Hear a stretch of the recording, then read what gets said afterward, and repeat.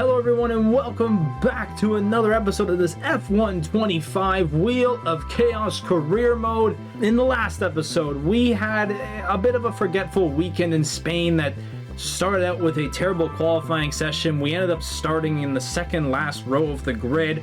We tried to do a one-stop strategy, but then came a safety car, maybe a bad time for us, and we ended up moving to a two-stopper, going from the hard tire to the soft and a soft again. And it just kind of deflated our race, to be honest. We were able to gain a few spots from it, but by the end of the race, with how bad the soft tires were, we dropped back almost to where we kind of started. And between me and Dennis Hauger, we did not score any points for the team, so we hope to get something back this race in Montreal. But before we head to qualifying and we do the wheel spin here, I have to mention to you guys a couple of the things that happened before we got to this point here, just before the race. And well, once again, our upgrades never really came through. I don't know what our problem is right now with our team, but it's not that good. I gotta upgrade our mechanics some way, but right now it's just not going very, very well. And it's not looking good. And once again, for this race in Montreal, we're not gonna have any upgrades. And while we probably had the chance to maybe gain one or two for one of the cars at least, yeah, it's not looking very pretty. Although I would like to mention, we do have a new sponsorship for our car, so you will see that on the car this episode. And speaking about the car, we have our Canada livery. Of course, this is a home race for myself, as well, I guess you could call me the team owner. It's Canada, it's my home. We have a special Canada livery. Basically, the best way I could put this is we took the black off the car and put white on it, and now it's just a red and white car, as you see here. I think this actually looks pretty nice. We'll see how it looks on the track, and hopefully we have a good weekend in Montreal. But nonetheless, this is what we're riding with this weekend without any upgrades. So I'm kind of nervous about this weekend, but nonetheless, let's get into this wheel spin. All right, so here we go. Here's the wheel on our screen. Let's spin it right now. Let's see what we get here for this episode. Please be a good one. It's Montreal. Steering. Oh, God. I don't know how badly this impacts me driving the car, but I don't like it. I don't like this right now whatsoever. But, yeah. All right, let's go to qualifying, and I'll explain this a bit more. All right, boys and girls, so this challenge all has to do with how I steer the car. Basically what it is if I hold the stick in the center, it is harder to steer, rather if I flick it left and right. But if I flick it left and right, it is very, very sensitive to whichever direction I'm pointing it in. So if I point it right, it really goes right, but if I point it left, it really goes left. But if I just kind of glide it over to the left, it actually doesn't do much. The problem is as you see here, as I'm going back and forth there trying to like nag it on, is the more I go left or the more I go right, it's actually tougher to control. And especially at a track like Montreal, it ain't gonna be pretty, but hopefully this lap is good. We gotta show up for these fans. So as we're gonna come up on the wall of champions here, another problem I have is I forgot to change out my worn engine compartments after practice. Yep. And if I took them all out and fixed them up, we would have been out of qualifying anyways, and we might be anyways. A whole second. Oh my God, we're so done. And there's only 2 minutes left in qualifying, so that's probably it for us. Oh man, I don't even want to go again. Let's just go to the race. Montreal is not only the second largest French-speaking city in the world, but it's home since 1978 to the Canadian Grand Prix. The name Villeneuve looms large over this one, but who can write their own legends today?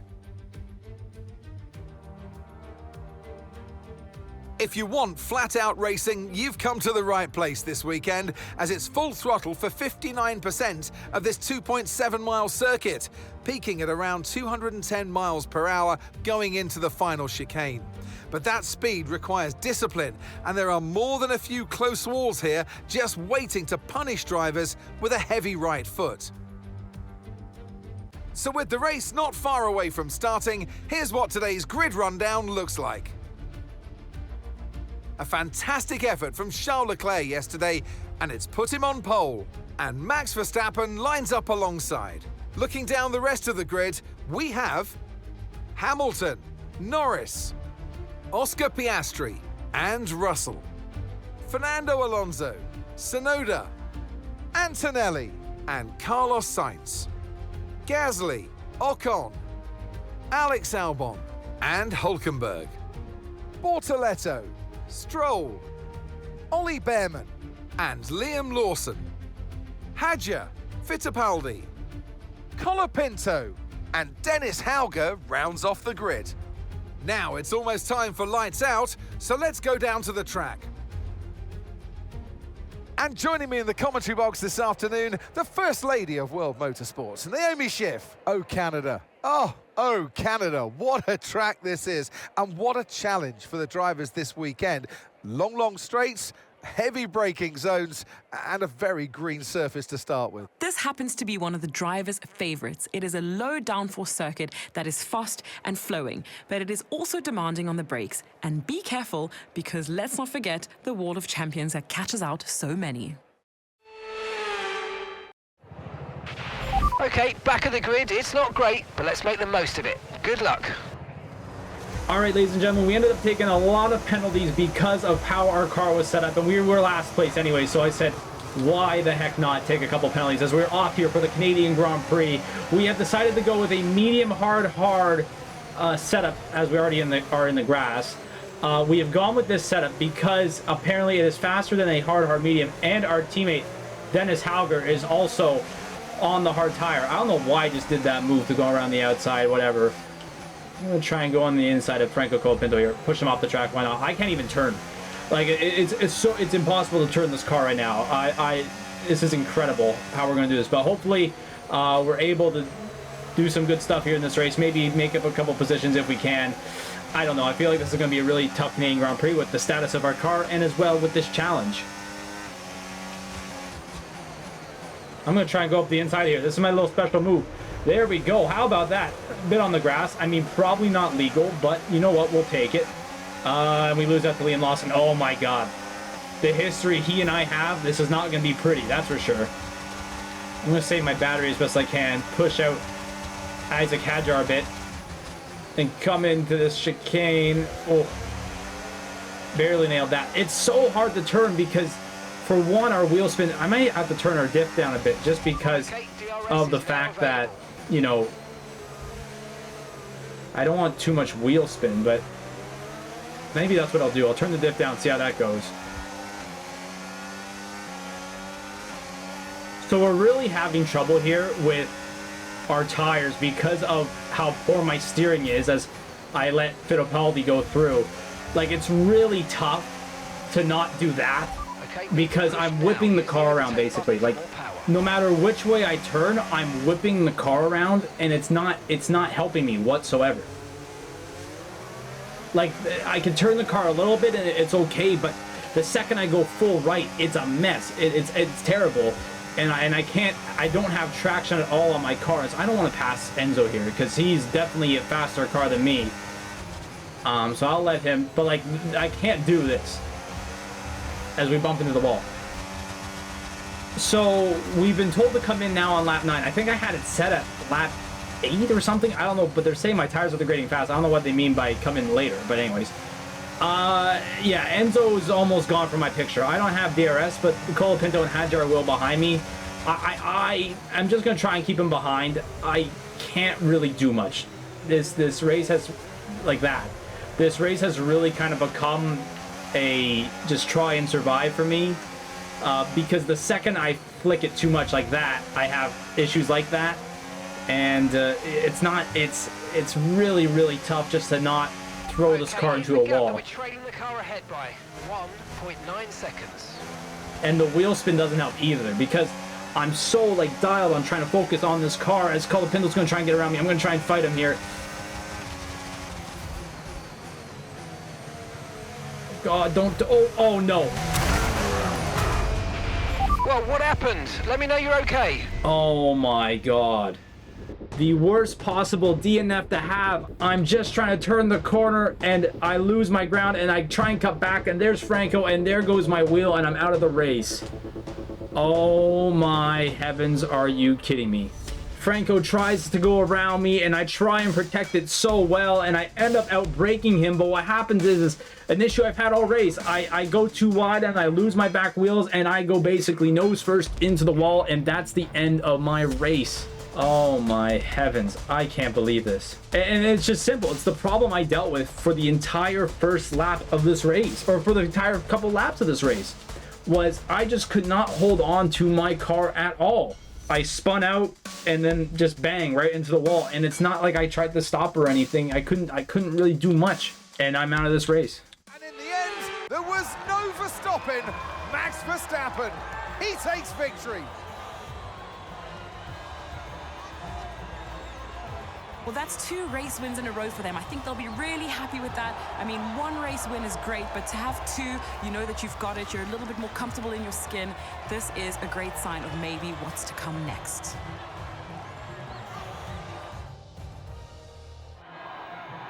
It's time for our podium celebrations. And as ever in Formula One, 3 is the magic number.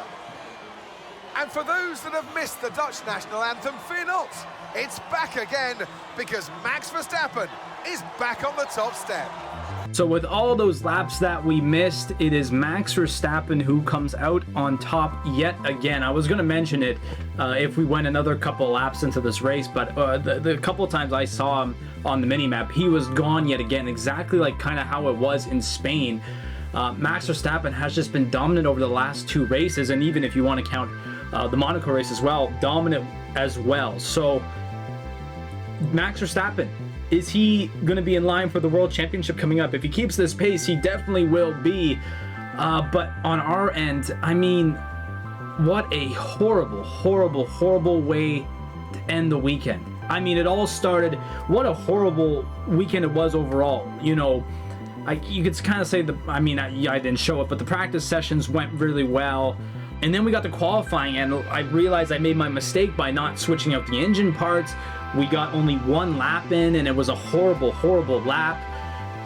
You know, and then that translated into the race. We were able to get the good engine parts, but the problem, I think, today in this episode was that challenge. That challenge was really, really hard, because if I turned left a little, I turned left a little, but if I turned left a lot, it was a lot, and I was spinning out, as we saw evidently in that crash of this race. And it's just back-to-back weekends yet again here at Zuck Racing where we have trouble trying to find points, and it's kind of sad, especially in our home Grand Prix, for God's sakes. And deep down, I was actually kind of hoping that we'd get some type of F1 EA simulation help, because sometimes they could throw in a weird one where half the driver field gets wiped out by something, I don't know what, maybe a tractor or something. But you know, sometimes these things happen, and I was hoping for that as we sim the rest of this race, but we did not get it. Enzo Fittipaldi also finished bottom 5 in the race. He even got lapped as well by Verstappen. So a very ugly looking race for Zuck Racing, especially in our beautiful white and red livery that was short-lived on our end, which is terrible. Very, very bad. And when we look in the standings after this round, look at who's 3rd in the Drivers' Championship. Max Verstappen has fought his way back up. It's now almost a 4-headed race at the top with Norris, Hamilton, Verstappen, and Piastri. And don't look now, but look at George Russell and Charles Leclerc. Very, very close. And oddly enough, Dennis Hauger is 7 on that list. Funny enough, 103 points down. And this is definitely not the race we wanted to have with Dennis Hauger, who has been our point producer throughout this series, and definitely not today, which is very, very sad. But looking at these driver championship standings, it's going to be close. It is going to be very close as we head down through this season, and I'm excited. I feel like it's going to be very tasty. It's going to be very, very tasty. And then as we look at the constructors, once again, it's McLaren and Ferrari still at the top, and Red Bull still far behind, even with Max Verstappen getting those victories. They might creep up a bit, kind of like how it was, this year in real life, where Max Verstappen does really well and the second driver does not do too well. But looking at McLaren and Ferrari, it looks like it will definitely be them two as we head on further into this season. But only a 22-point gap, so they can be flip-flopping every single race. So We'll definitely see how this one finishes out, but man, will this be good. And every team got a point too as well now. Every team has a point, so very, very good season. But anyways, guys, that's it for today's video. I know it was a very, very short one, and what a horrible, horrible weekend it was, especially with our home Grand Prix in Canada. But it was a really tough challenge. I would like for you guys to try it and see. Let me know how it goes. Let me know down in the comments how it goes, because I just found it so tough to turn, especially maybe on a controller. It doesn't go too well. Maybe with an actual proper wheel it might be a bit better, but on the controller it was so tough to just turn the car at a normal rate and not have, you know, so much pressure on the back wheel spinning, you know, around every turn, because I had to adjust almost every single corner, and especially around a track like this one, that's gonna happen a lot. So it was just, I think, you know, it was a good challenge, but on a poor track. You know, if we got a track, say like Bahrain, where it's not too bad with turning and how quick the turns have to be and sharp turns, it probably would have been better there in a much easier track. But around the Circuit Gilles Villeneuve, it's gonna be tough, especially with one that involves the steering wheel. But man, oh man, I wish I had this race back, and I wish I got another spin on that wheel, because I wish we did better than, how many laps did we do? 5 in this race. So yeah, not very good whatsoever. But yeah, like I said, thank you guys so much for watching. If you liked the video, please leave a like on it, and remember to subscribe to the Zuck TV channel if you have not yet. And also a reminder to click that bell to be notified of when I post next. We'll be in Austria for the next race, and I do say so myself, I do really good there. So I hope I get a good challenge, and we're able to at least complete more than 5 laps at the Austrian Grand Prix. So I hope to see you guys there. Take care. Peace.